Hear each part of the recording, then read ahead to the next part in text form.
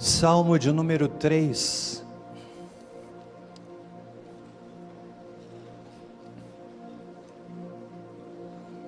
Salmo de número 3. A palavra de Deus diz assim: Senhor, como se tem multiplicado os meus adversários. São muitos os que se levantam contra mim. Muitos dizem da minha alma: não há salvação para ele em Deus. Selá. Mas tu, Senhor, és o meu escudo, a minha glória e o que exaltas a minha cabeça. Com a minha voz clamo ao Senhor e Ele me responde do seu santo monte. Selá. Eu me deito e durmo, acordo, porque o Senhor me sustenta. Não terei medo de 10 milhares de pessoas que se puserem contra mim ao meu redor. Levanta-te, ó Senhor, salva-me, ó meu Deus, fere no queixo a todos os meus inimigos, quebra os dentes aos ímpios. A salvação vem do Senhor, sobre o teu povo seja a tua bênção. Selá. Deus amado, neste momento em que vamos meditar na tua palavra, que o Senhor nos fale, que o teu Espírito use o pregador, em nome de Jesus, amém. O tema da nossa meditação dessa manhã é o seguinte: o poder da pausa. Poder da pausa. Talvez você busque compreender qual a conexão que há entre o texto e o tema da mensagem. Mas eu creio que vai fazer todo sentido, porque é do texto que nós vamos extrair os argumentos da nossa reflexão sobre o tema, o poder da pausa. A expressão que aparece aqui por 3 vezes, expressão selá, é dessa expressão que eu me sinto inspirado a extrair do texto alguns ensinamentos relacionados à pausa. A expressão selá não pode ser confundida com outras situações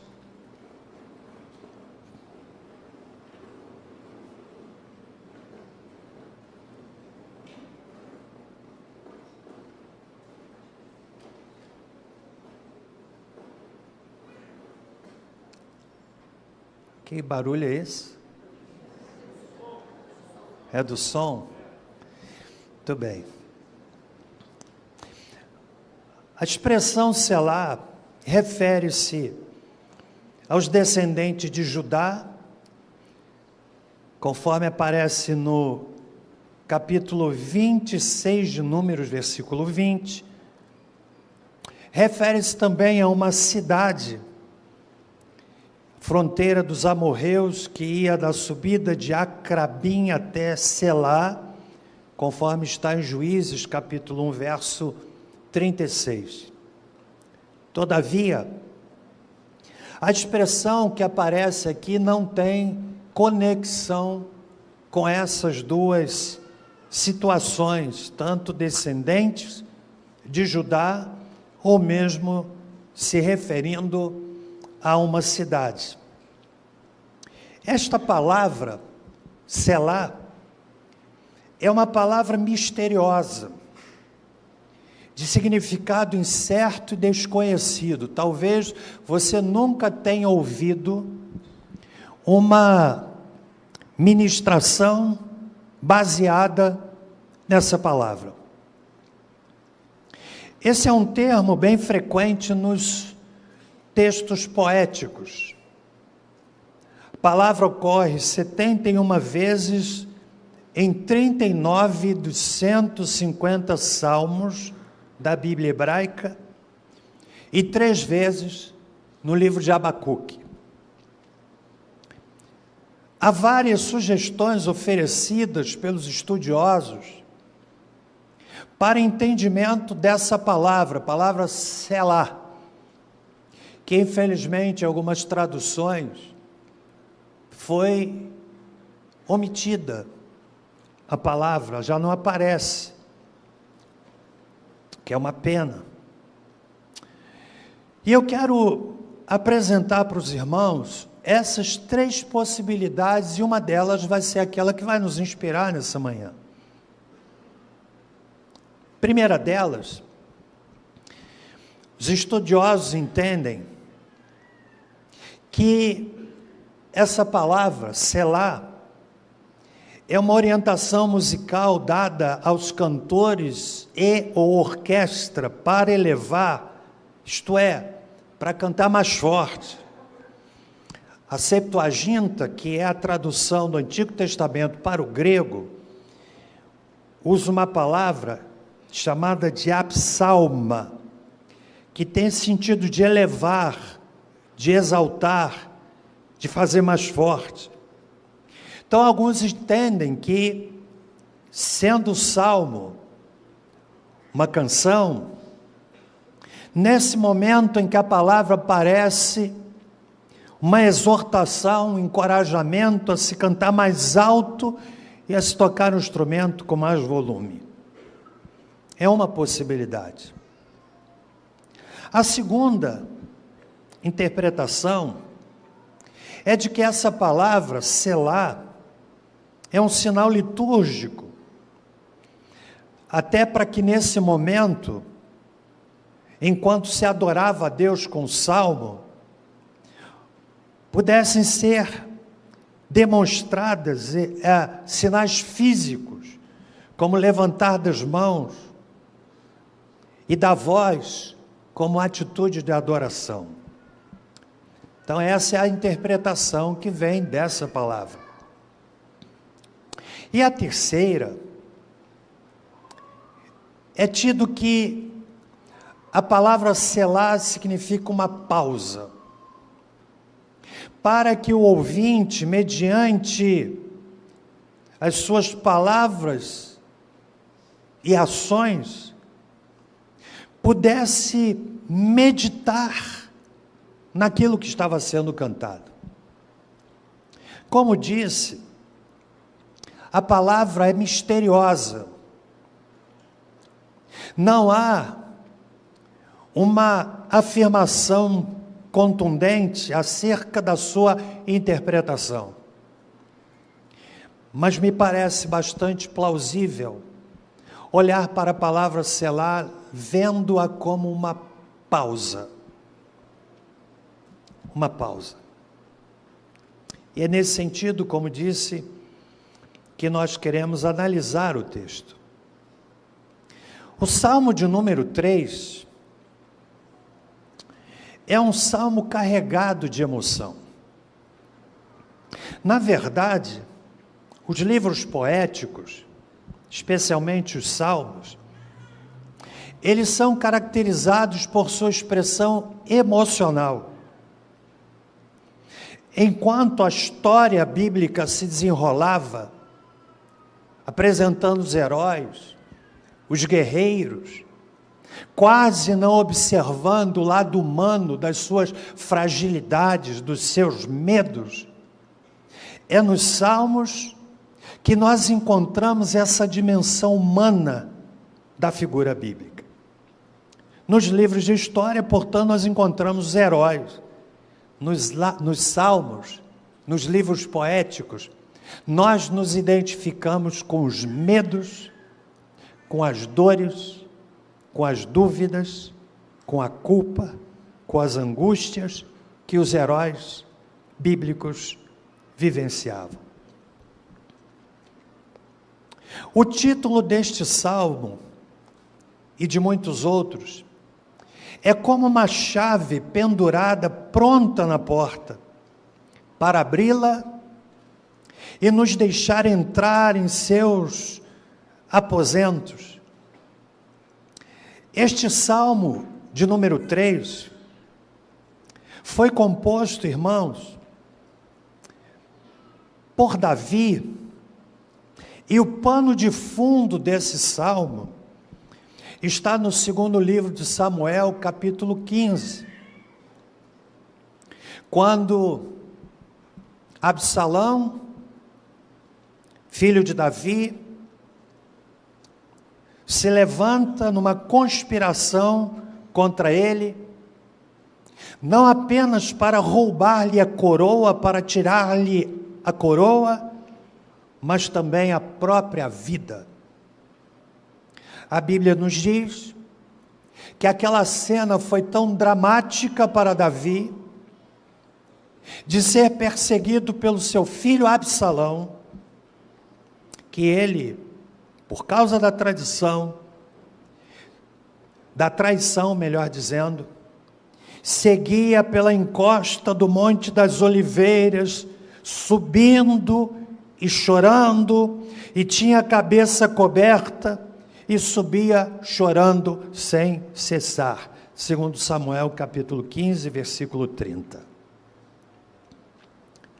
Davi compôs o salmo, e como disse, nessa manhã eu quero tratar dessa expressão, considerando-a no sentido de uma pausa,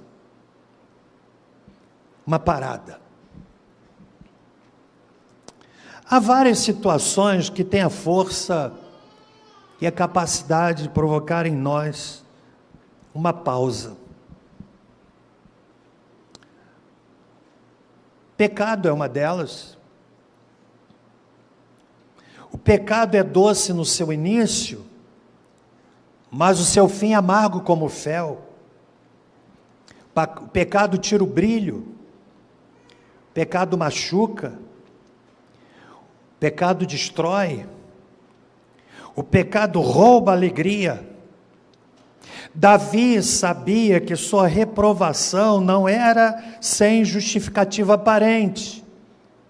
Ele sabia que seu próprio pecado estava no fundo dessa insurreição. Davi havia se lançado no mais profundo abismo de miséria por seu adultério com Batseba. E a rebelião de Absalão pertencia à série de calamidades terríveis que começaram a vir sobre ele a partir do seu pecado. O pecado traz uma pausa. Aqueles que conseguem sair dessa pausa imposta pelas consequências do pecado. Mas, infelizmente, há muitos que ficam paralisados, ancorados, por causa do pecado. Mas há pausa também provocada pela doença. A doença muda o orçamento, a doença muda uma viagem, a doença que pode atingir qualquer pessoa tem a força de mudar radicalmente a vida de uma pessoa e estabelecer uma pausa. Talvez eu esteja falando aqui nesse auditório para pessoas que estão vivendo a pausa provocada pela doença. Aquele diagnóstico assustador. Aquele exame que o médico pede e todos nós fazemos a consulta ao Dr. Google. E muitas vezes se torna muito mais assustadora a situação. O indivíduo leva aquele exame para o médico. Ele o abre, lê o exame, olha para o paciente, olha outra vez para o exame, olha para o paciente, e aqui no Brasil, muitas vezes os médicos tentam, de alguma forma, dar a notícia de forma mais suave. Lá nos Estados Unidos não é assim. Se o indivíduo estiver doente com câncer, ele diz, você tem 2 meses de vida. Isso é uma pausa. Talvez eu esteja falando para pessoas aqui que estão na pausa provocada pela doença. Mas há uma terceira causa, uma situação que gera pausa. A pausa provocada pela crise financeira. Do indivíduo que tinha e não tem, que podia e não pode, que fazia e não pode mais fazer. A pausa provocada pela crise financeira nos desafia a redimensionarmos a nossa relação com o dinheiro. Quem põe o coração no dinheiro, corre o risco real de ser levado a esta pausa. Foi Jesus quem ensinou isso. Mateus 6, versos 19 e 21, quando ele diz, não acumuleis para vós outros tesouros sobre a terra, onde a traça e a ferrugem corroem, e onde os ladrões escavam e roubam, mas ajuntai para vós outros tesouros no céu, onde a traça nem ferrugem corrói, e onde ladrões não escavam nem roubam, porque onde estiver o teu tesouro, aí estará também o teu coração. É claro que Jesus não está combatendo a previdência, mas está combatendo a dependência do dinheiro. Há pessoas, talvez aqui nesse auditório, que foram sugadas para uma pausa por causa da questão financeira. Viram seu patrimônio se desfazer, viram a sua conta murchar, mas não apenas a conta murchar e o patrimônio se desfazer, mas as dívidas que começam a chegar como um tsunami que vai engolindo a pessoa. Mas há também, em quarto lugar, a pausa provocada pela morte. E antes que você se apresse, pensando que o pastor leu o texto, saiu do texto, não vai voltar para o texto, eu quero dizer que a gente vai voltar para o texto. A pausa provocada pela morte. A morte é impiedosa. A morte é soberana. A morte entra em qualquer casa. A morte entra nos palácios. A morte entra nos casebres. A morte entra na choupana. A morte entra nas mansões. A morte alcança o poderoso. A morte alcança aquele que não tem qualquer poder. A morte atinge o famoso. A morte atinge o indigente. A morte alcança o intelectual. A morte alcança o analfabeto.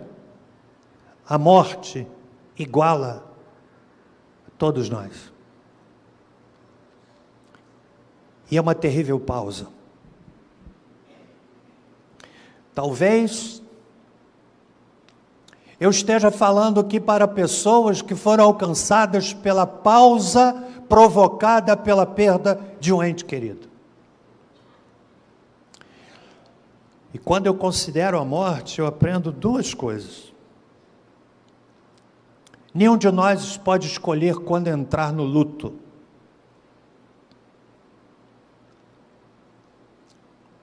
No final desse dia, a gente pode ser colocado num luto.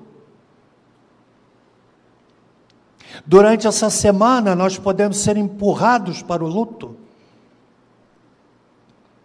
Eu acompanhava a reportagem do helicóptero que caiu lá no estado de Minas Gerais, com 6 militares do Corpo de Bombeiros. E quando eu fui vendo as notícias, eu fiquei pensando, aqueles homens que saíram para trabalhar, e a família foi empurrada compulsoriamente para o luto. A gente não pode escolher. Mas a gente pode escolher quando sair dele. É uma pausa terrível. Voltando ao texto, que não serve de pretexto, eu aprendo o poder da pausa. Por 3 vezes, Davi faz uma pausa, seja para uma expressão física, seja para exaltar a voz, ou seja, simplesmente para dar uma parada e pensar e meditar acerca de Deus. Talvez você esteja aqui, irmão querido, numa dessas pausas. Foi empurrado para uma pausa,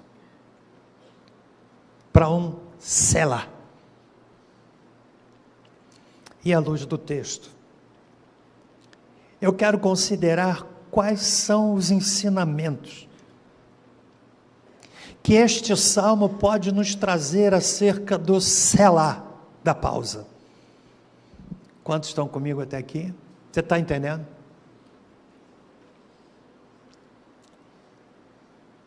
Três vezes, 74 vezes no Antigo Testamento, somente nos Salmos e no livro de Abacuque. Não há outra expressão selá nesse sentido em página alguma da Bíblia, a não ser nos Salmos e no livro de Abacuque. Em primeiro lugar, eu leio esse texto e entendo que todos nós, na pausa, entendemos que ela pode vir para qualquer pessoa. Olhe para mim, por favor. Eu descrevi aqui pelo menos 4 possibilidades, mas talvez você tenha sido empurrado para uma pausa por outra motivação. Uma traição, uma decepção, uma deslealdade. Todos nós podemos entrar numa situação de pausa. O texto nos ensina que na pausa nós descobrimos, ou devemos descobrir, que o Senhor é o nosso escudo. No verso 3. Leia comigo o verso 3. Mas tu, Senhor,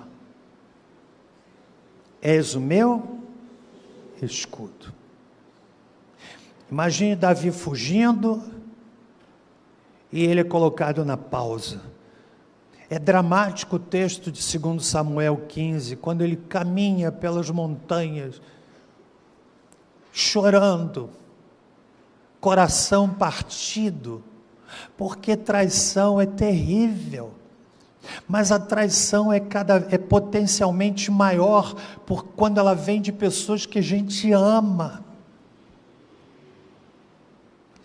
A profundidade, o impacto da traição está intimamente ligada ao vínculo de amor que a gente tem com a pessoa que nos traiu. No Salmo 55, Davi retrata isso, talvez se referindo a esse episódio de traição de Absalão, quando ele diz assim: não era o inimigo que me afrontava, porque dele eu teria fugido, mas eras tu homem meu igual, meu companheiro íntimo.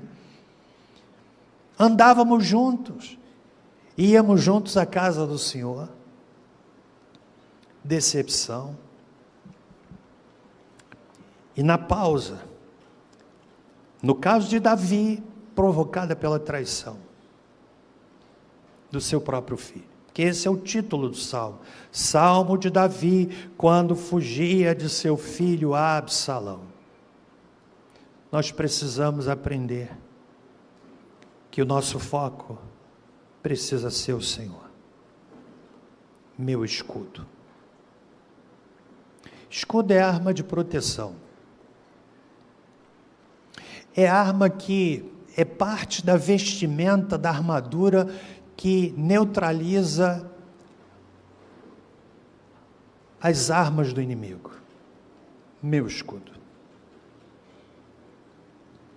O texto nos ensina que na pausa nós aprendemos a esperar a resposta de Deus. No verso 4, Davi diz: com a minha voz clamo ao Senhor.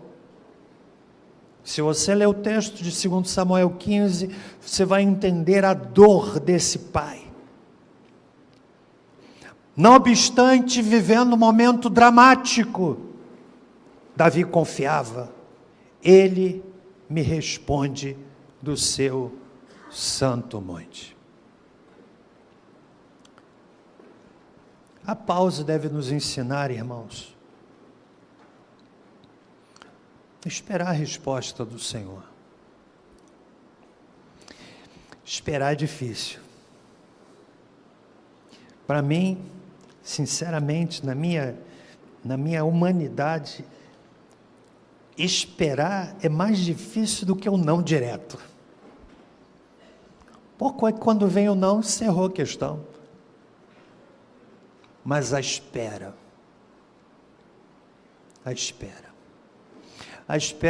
nos leva à ansiedade. Como você não é ansioso,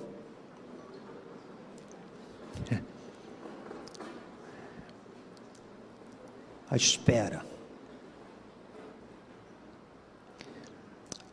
Davi, na sua pausa, ele aprendeu a esperar na resposta do Senhor. Mas ainda eu aprendo no texto. Vocês estão me acompanhando, irmãos? Amém? Será que você está num período de pausa? O texto nos ensina que nessa pausa a gente precisa aprender também a descansar em Deus. Esperar é uma coisa, descansar é outra. Estão intimamente ligadas.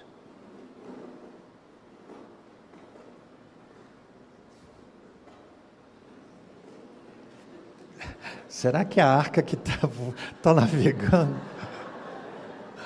tem alguma coisa aqui, irmão? Acho que tem que desligar a interferência.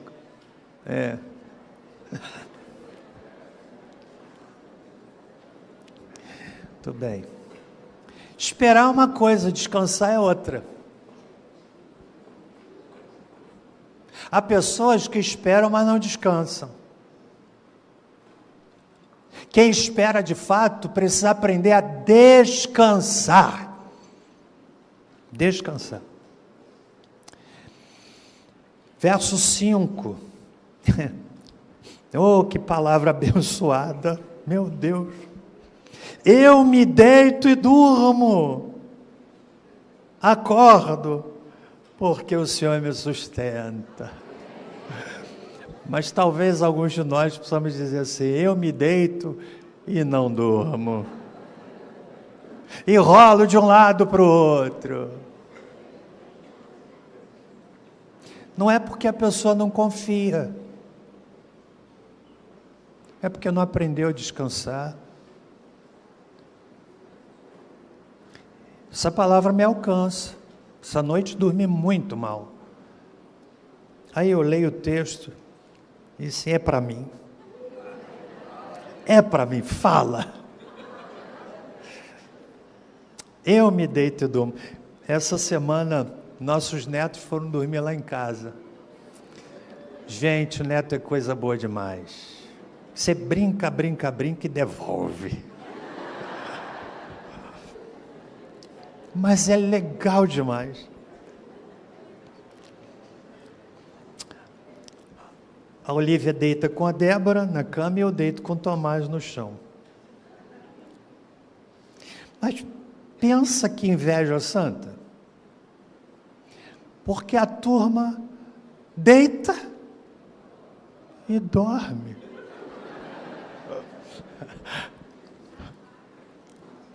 Parece que tirou a tomada. Deita e dorme. E o Tomás, meu neto querido, ele se esparrama na cama. É muito legal. Uau! Então, irmãos, a pausa. Davi está falando aqui, aprendendo a descansar. Eu deito e durmo. Você entendeu a ideia da pausa? A pausa como um momento de parar, de meditar. Nós precisamos cantar os louvores aqui, irmãos, pensando naquilo que a gente está cantando. Sinceramente, às vezes eu olho para algumas letras e eu fico pensando, será que todo mundo está entendendo o que a gente está cantando? Há letras que são paupérrimas. Se experimenta, sai nada. Mas há letras que são muito fortes. E às vezes eu não canto, porque eu fico pensando na letra daquela canção. Que coisa forte. No Salmo, olhando nessa perspectiva da pausa, Davi está dando uma parada e pensando e aprendendo. Eu me deito e durmo, acordo, porque o Senhor me sustenta. Sabe o que é isso? Aprendeu a descansar. Caminhando para o fim, eu vejo aqui nesse poder da pausa na vida de Davi, o texto nos ensinando que nós precisamos obter coragem em Deus. Davi não era alguém de aparência impressionante. Você lembra quando Samuel vai à casa de Jessé para procurar o novo rei de Israel? Jessé apresenta os seus filhos valorosos. Davi não impressionava nem a seu pai. A escritura diz que ele era franzino, era ruivo, franzino, não tinha aparência física. Mas por dentro aquele menino era um gigante.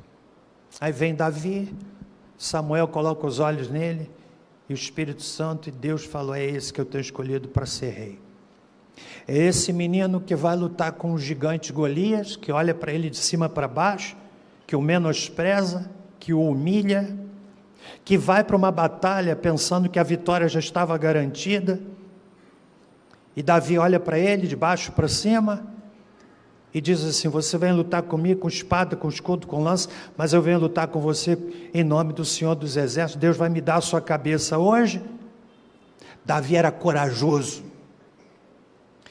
e eu aprendo aqui nesse salmo, Davi falando dessa coragem, e a pausa deve nos levar a ter coragem. Verso de número 6. Não terei medo de 10 milhares de pessoas que se puserem contra mim ao meu redor. Há pessoas que são muito medrosas.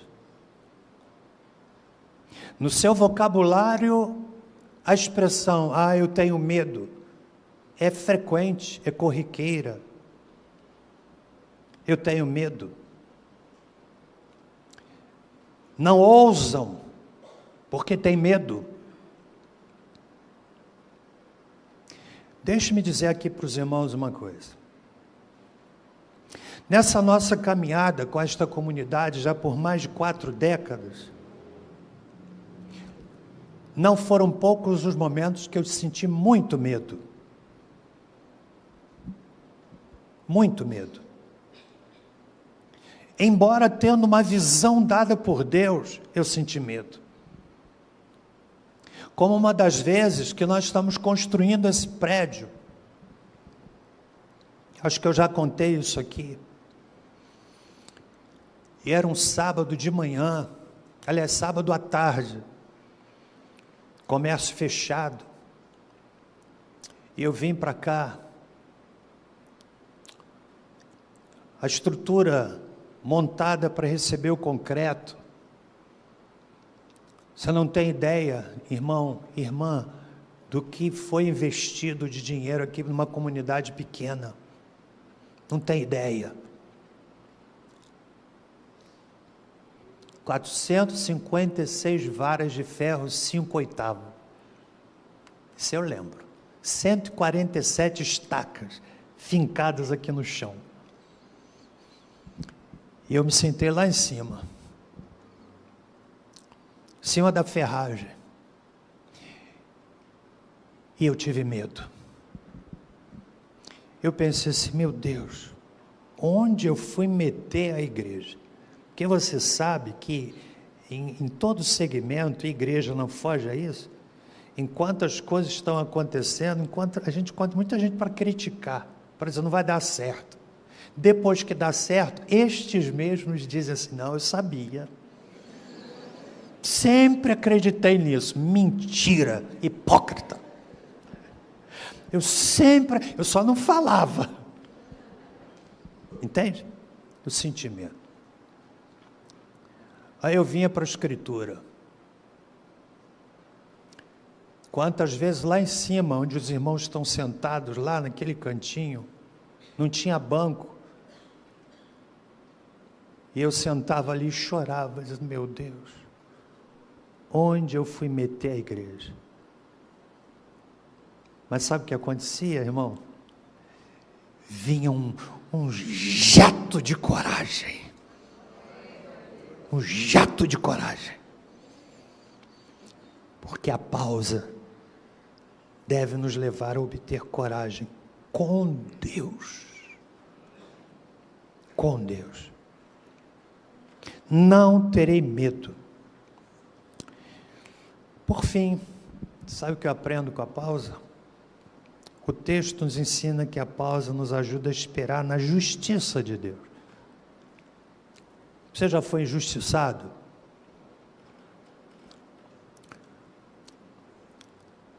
A pausa deve nos levar a esperar na justiça de Deus. Por isso que Davi usa uma expressão assim muito violenta até, que tem como coração dessa expressão a confiança na justiça de Deus. Verso 7, levanta-te, ó Senhor, salva-me, ó meu Deus, fere no queixo a todos os meus inimigos, quebra os dentes aos ímpios, a salvação vem do Senhor, sobre o teu povo seja a tua bênção. Sei lá. Justiça de Deus. Deus é justo. Deus é justo. Supremo Tribunal Federal não é justo. Juiz de instância alguma no país não são justos. Promotores não são justos. Defensores não são justos. Justo é o Senhor.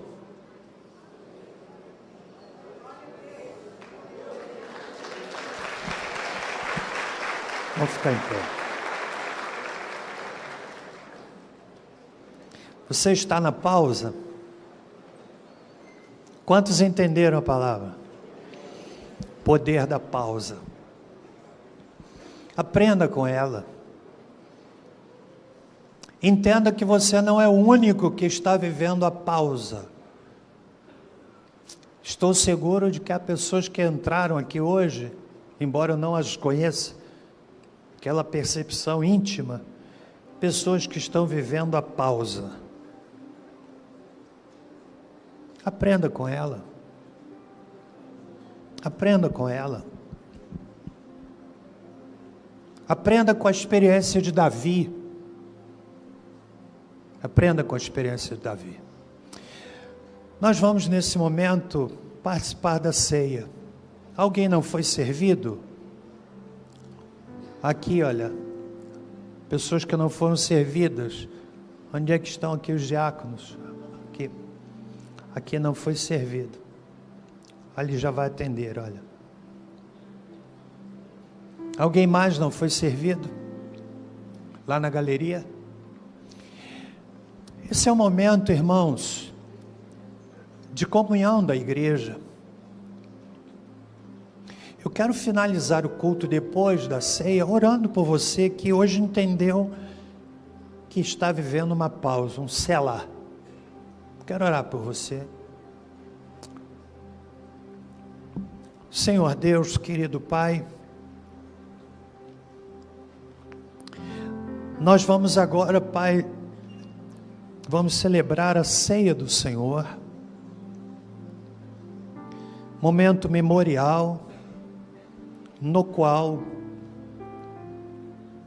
nos lembramos daquilo que Jesus, nosso bendito Salvador, realizou na cruz do Calvário. E é em obediência à ordem dele que nós celebramos a ceia nessa manhã. Aprendemos com a experiência de Davi. Ele viveu o selá, a pausa, a parada. E eu oro, Deus, para que em nome de Jesus, aqueles entre nós que foram parados temporariamente por alguma situação, possam sair daqui hoje renovados a partir da experiência de Davi. Obrigado pela ceia, pelo corpo de Cristo, em nome de Jesus. Amém. Juntos, então, vamos celebrar a ceia do Senhor.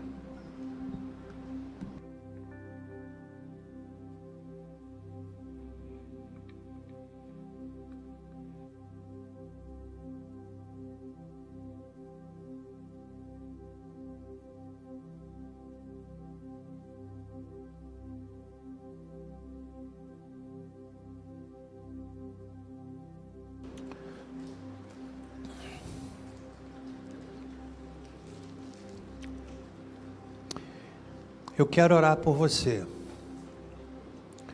Se essa palavra alcançou o seu coração, 7 minutos para encerrarmos o culto. Tempo suficiente para eu orar por você. Se essa palavra alcançou o seu coração, venha aqui à frente, enquanto o grupo vai cantar um louvor, eu quero orar por você.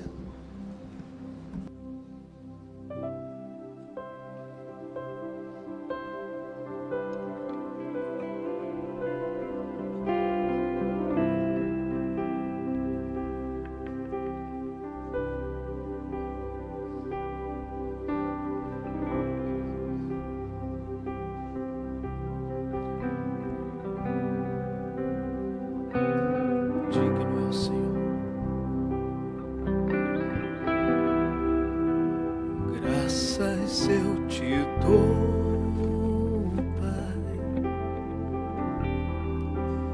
pelo preço que pagou, sacrifício de amor que me comprou, ungido do Senhor.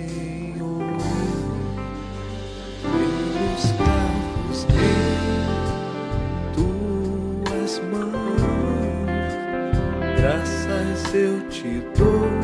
Chegue mais aqui, por favor. Senhor, Chegue mais à frente aqui. Chegue mais aqui. coração me deu perdão, restaurou minha comunhão. Digno é o Senhor, sobre o trono está, soberano Criador, vou sempre te adorar. Elevo minhas mãos ao Cristo que venceu, Cordeiro de Deus morreu por mim,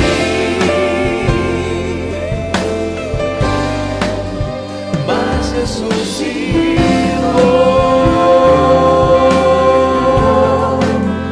Digno é o Senhor. Eu quero orar por você, irmão. Eu não sei qual é a sua pausa, mas Deus conhece. Vamos aprender com a experiência de Davi. A Bíblia não esconde o pecado de Davi, ela o denuncia.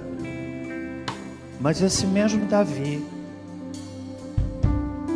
ele diz: um coração quebrantado e contrito, o Senhor não despreza.